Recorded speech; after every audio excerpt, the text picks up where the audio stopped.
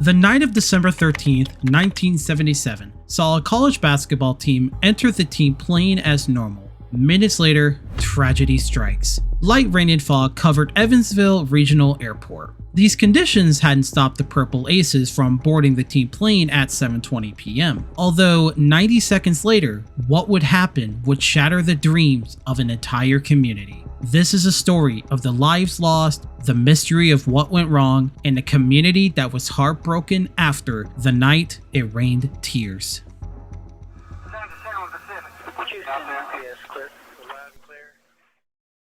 The University of Evansville was founded in 1854 as Moores Hill College. Financial struggles made the school relocate to Evansville in 1919, switching the name to the University of Evansville. That same year, they introduced athletics, which included men's basketball.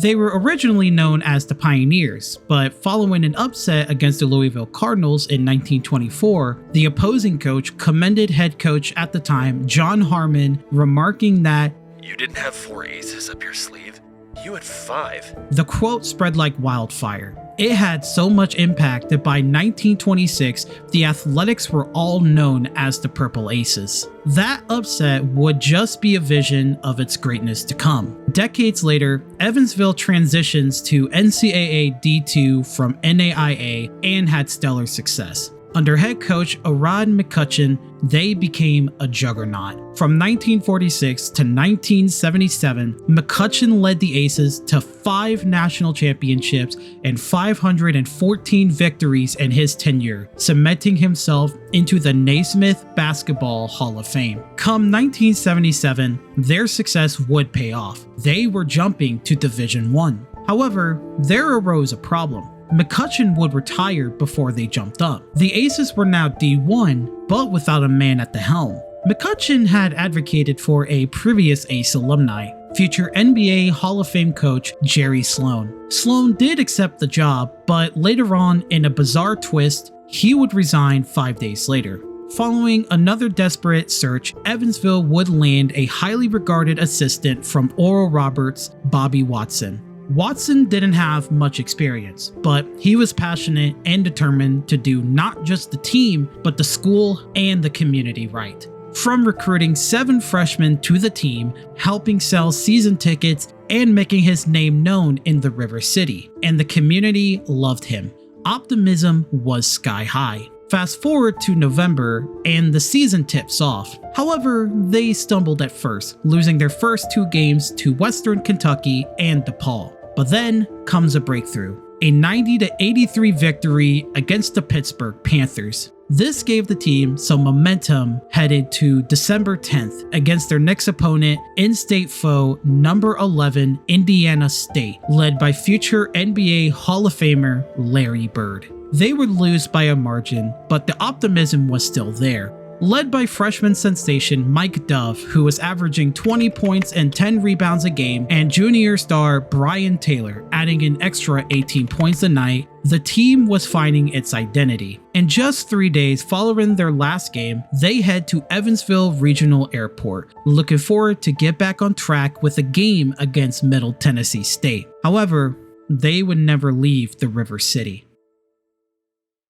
Bobby Watson's Purple Aces arrive at Evansville Regional Airport, looking to depart for Nashville at 4:30 p.m. Normally the team was used to taking a bus for away games, but being D1, they were promoted to something much quicker, team planes. This is a much faster form of transportation, allowing the team to swiftly get to their next games and back at a much faster time than a bus would. However, the weather proved to be an obstacle, as an overcast of rain and fog delayed the plane's dismissal for hours. When it was time to board, it had been almost 3 hours. Regardless, the team puts their baggage in the compartment and board the plane, a Douglas DC-3. DC-3s are a model of plane who first began flight in 1936 and had been sufficient for decades. However, the model would be considered antique by most aviation folk by that time. The team would be joined by Watson, some student managers, some boosters, and school staff as well. The crew involved 24-year-old attendant Pamela Smith and pilots Ty Van Pham and Gaston Ruiz. Van Pham was hired by National Jet Service just 2 months earlier, but had logged 9,100 minutes of flight time when he joined, as with Ruiz's 1,000 flight hours. The crew initially begins to set up for the flight, and after confirming with the air control tower, the DC-3 gets on the runway, and at 7:19 p.m., the plane begins to take off.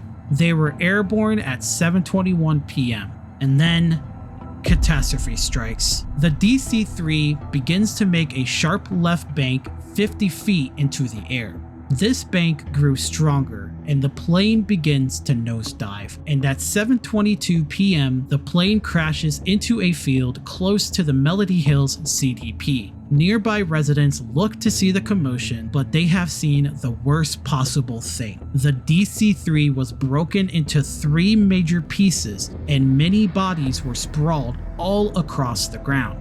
Emergency responders came to the scene, but not much could be done. There were 4 initial survivors, but 3 unfortunately would die just minutes later. The 4th, freshman walk-on Greg Smith, who had joined to be a part of something special, was rushed to Deaconess Hospital. Unfortunately, despite the doctor's best efforts, Smith would pass away. In a single 90-second span, an entire basketball program, a group of people who were excited to help bring Evansville to the limelight, was gone.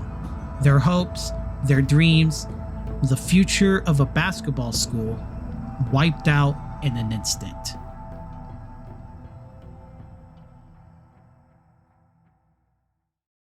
Immediately, panic begins to ensue, not just to locals, but to those close to the school. School admins were cooperating with the police, but because of the muddy ground and the fog, it only caused more confusion. Nobody even knew who was involved. They were just working on pulling out the bodies and stopping any fires. Though as time continued during rescue, more responders had seen different equipment all around, all within a familiar looking bag. The one with purple and orange, the one that said Aces on it. The word began to spread, and as more people hear about the crash, phones begin to ring everywhere. Concerned parents, spouses, siblings, and others, unsure of the conditions of their loved ones. It wasn't until midnight when the police and school officials began to contact the parents to inform them of their child's passing. News outlets would report it the very next day.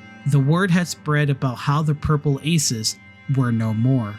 Massive grief struck the tight-knit community and the communities of the players and staff that were from beyond. Many different funerals, all stemming from one accident. In just under 2 weeks from Christmas, the families were all burying their loved ones. The university would end up paying for all the funerals to prevent any more emotions. They also offered the surviving siblings, widows, and children of the victims a scholarship to the school. Though the community was grieving, one that may have been affected the most was freshman David Furr, a member of the basketball team who was not on the team plane due to a season-ending ankle injury. That injury prevented him from being on the plane, and it seemed that fate had saved him, but that wouldn't last. 2 weeks later, on December 27, 1977, David and his brother Byron were driving home from a holiday basketball tournament. They were heading southbound on Illinois 130 when they were struck in a right-angle collision by a pickup truck. The accident ended up with both David and Byron being ejected from the vehicle. Both were pronounced deceased at the scene, and with that accident, there was no longer any living player or staff on the Aces team. It seemed like the end of the Purple Aces. The NTSB was aware of the case and began investigating, and almost a year later, on August 17, 1978, they released their findings. In the report, They had noted that one possible cause was in part due to the failure of unlocking the rudder and right aileron control locks. These locks helped prevent any wind damage to the plane as it was on the ground. The detectives had found the locks on the crash site and noted their lock status on them.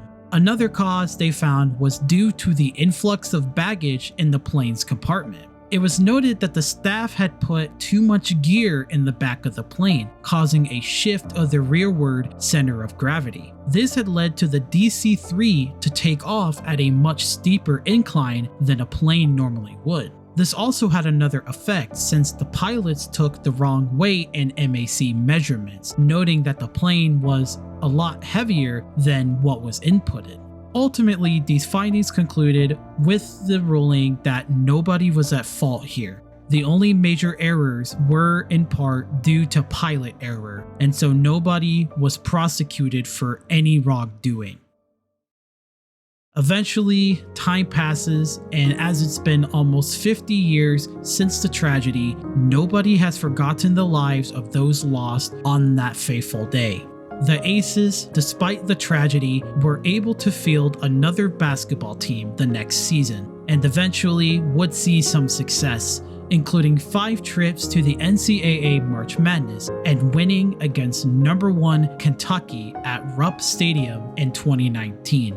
Despite the fact they're not championship contenders, there's no denying that these Aces still have that fighting spirit, the one that had never left when McCutcheon began to coach. Not far on campus stands what's known as Memorial Plaza. This was constructed decades ago, but is still holding strong today. The far end of the plaza hold 2 stone walls, both inscribed with the names of those who passed. Not just their names, but their spirits as well. And at the end of this plaza stand a tribute, an orb-shaped water fountain on top of a brick-hewn basin. This, being named the Weeping Basketball, still stands today. This fountain is a beautiful reminder of the lives that were lost on the night it rained tears.